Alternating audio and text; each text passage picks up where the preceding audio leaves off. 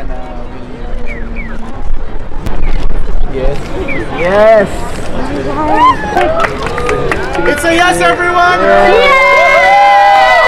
Sa mundo ng sports, madalas nating marinig ang mga kwento ng dedikasyon, hirap at tagumpay. Pero sa likod ng mga buzzer-beater shots at malalakas na sigawan ng crowd, may mga kwento ring nagsisimula sa isang simpleng pagkikita, at unti-unting naging isang love story na sinusubaybayan ng buong bayan.